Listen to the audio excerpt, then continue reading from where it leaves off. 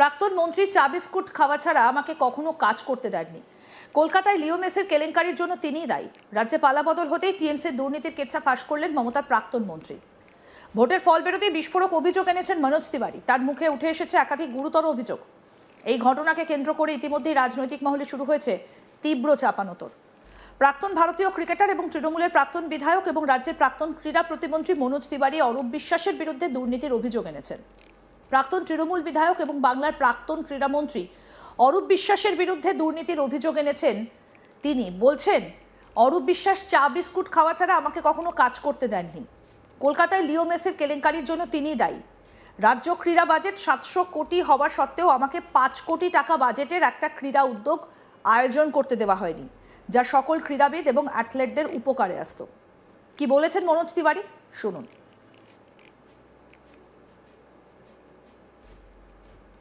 অবশ্যই আপনারা সবাই জানেন আমি ক্রীড়া জগতের ছেলে ছিলাম, রাজনৈতিক লোক ছিলাম না, কিন্তু আমাকে বারবার ফোন করে আমাকে আবেদন করে ডেকেছিল। 2019-এও আমাকে বলেছিল লোকসভা লড়তে, কিন্তু আমি তখন না করে দিয়েছিলাম। কিন্তু 2021-এ আমি যখন ভাবলাম কি আমি যদি এই জায়গাটাকে এই প্ল্যাটফর্মটাকে যদি ইউটিলাইজ করতে পারি, তাহলে মানুষের যে কাজ করার যে সবসময় চিন্তা ছিল, স্বপ্ন ছিল, ছোটবেলা থেকে কষ্ট দেখেছিলাম বলে সেটা করার, আর প্লাস আমার খেলার জগতে যে অন্যায়গুলো হয়েছিল সেই অন্যায়গুলো যেন আর কারোর সাথে না হয়, তাহলে আমি রাজনীতিতে আসি। আর যখন এমওএস আমাকে করা হয়েছিল জয়যুক্ত হওয়ার পর, তখন আমি ভেবেছিলাম কি অনেক কিছু উন্নতি করতে পারবো এই দফতরে এসে, কিন্তু যা দেখলাম সেখানে কোনো ভালো কাজ করার জায়গা দিত না অরূপ বিশ্বাস।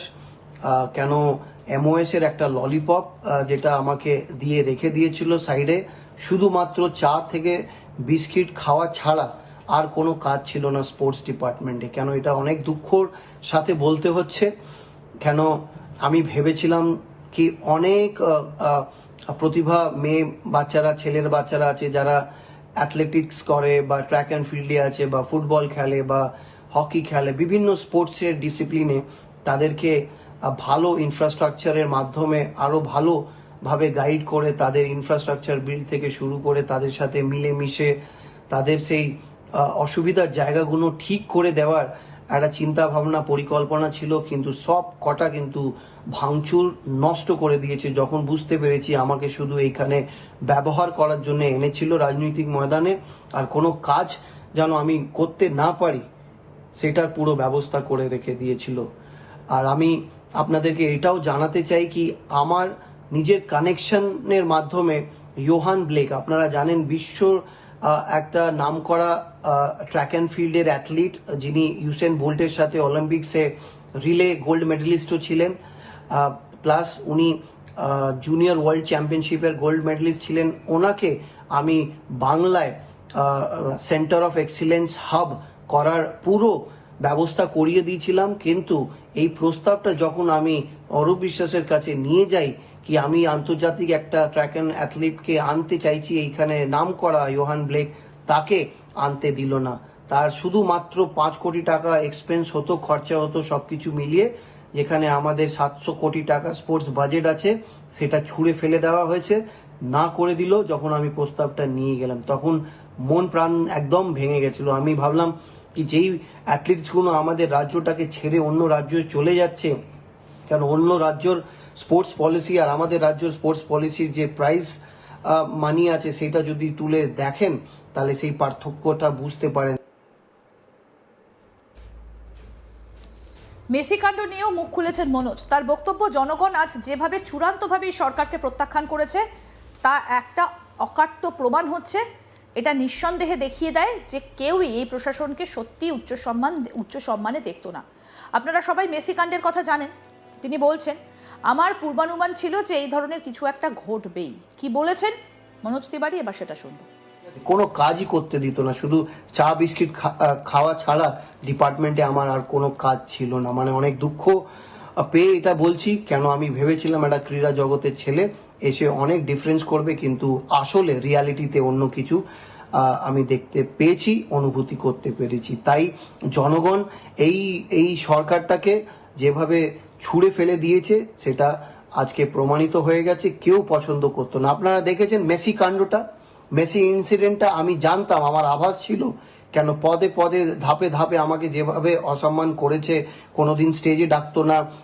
ডুরেন্ট কাপের ফাইনালে যখন প্রাইজ সেরিমনি হয়েছে মাঠে গেছিলাম, কিন্তু আমাকে জোর করে ডাকতো না, কেন আমার যে ছবি চলে আসবে তার সাথে, সেটা ও কোনোদিন সেটা সহ্য করতে পারতো না। তাই ওই অনুভূতিগুলো পেয়ে পেয়ে আমি কিন্তু বুঝে গেছিলাম কি আমার বারবার আমি যদি যাই তাহলে আমাকে অসম্মান বারবার অপমানিত করবে।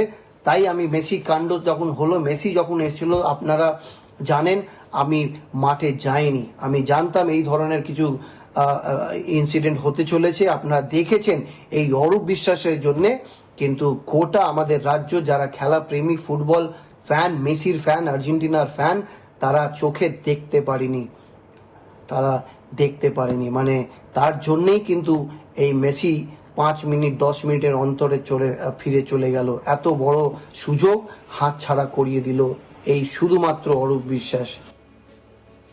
একের পর এক ক্ষোভ উগড়ে দিয়েছেন রাজ্যের প্রাক্তন মন্ত্রী অরূপ বিশ্বাসের ওপর।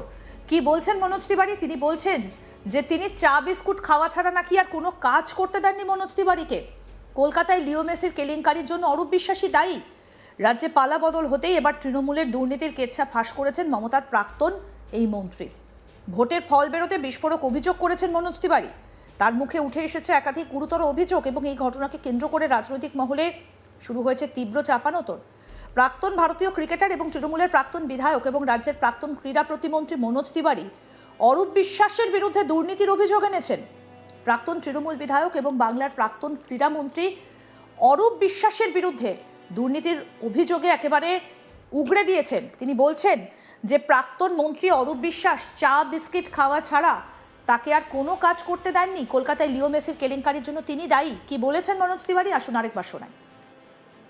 অবশ্যই আপনারা সবাই জানেন আমি ক্রীড়া জগতের ছেলে ছিলাম, রাজনৈতিক লোক ছিলাম না, কিন্তু আমাকে বারবার ফোন করে আমাকে আবেদন করে ডেকেছিল। 2019-এও আমাকে বলেছিল লোকসভা লড়তে, কিন্তু আমি তখন না করে দিয়েছি। কোনো কাজই করতে দিত না, শুধু চা বিস্কিট খাওয়া ছাড়া ডিপার্টমেন্টে আমার আর কোনো কাজ ছিল না। মানে অনেক দুঃখ পেয়ে এটা বলছি, কেন আমি ভেবেছিলাম একটা ক্রীড়া জগতের ছেলে এসে অনেক ডিফারেন্স করবে, কিন্তু আসলে রিয়ালিটিতে অন্য কিছু আমি দেখতে পেয়েছি, অনুভূতি করতে পেরেছি। তাই জনগণ এই সরকারটাকে যেভাবে ছুঁড়ে ফেলে দিয়েছে সেটা আজকে প্রমাণিত হয়ে গেছে। কেউ পছন্দ করতো না। আপনারা দেখেছেন মেসি কাণ্ডটা, মেসি ইনসিডেন্টটা আমি জানতাম, আমার আভাস ছিল, কেন পদে পদে ধাপে ধাপে আমাকে যেভাবে অসম্মান করেছে, কোনোদিন স্টেজে ডাকতো না। ডুরেন্ট কাপের ফাইনালে যখন প্রাইজ সেরিমনি হয়েছে মাঠে গেছিলাম, কিন্তু আমাকে জোর করে ডাকতো না, কেন আমার যে ছবি চলে আসবে তার সাথে, সেটা ও কোনোদিন সেটা সহ্য করতে পারতো না। তাই ওই অনুভূতিগুলো পেয়ে পেয়ে আমি কিন্তু বুঝে গেছিলাম কি আমার বারবার আমি যদি যাই তাহলে আমাকে অসম্মান বারবার অপমানিত করবে। তাই আমি মেসি কাণ্ড যখন হলো, মেসি যখন এসেছিল, আপনারা জানেন আমি মাঠে যাইনি। আরও আপডেট পেতে দেখতে থাকুন আজ তাক বাংলা, সাবস্ক্রাইব করুন।